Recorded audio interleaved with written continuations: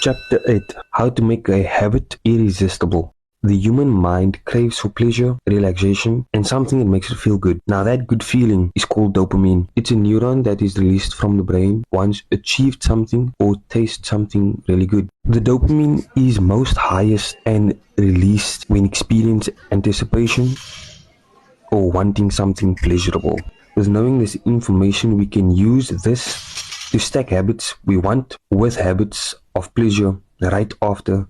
To watch your favorite television show, you would first do the main habit that you want to incorporate, such as some people want to read, work out, start a new hobby, etc. This will trick the brain to associate this new habit with something pleasurable after. This technique is known as temptation bundling.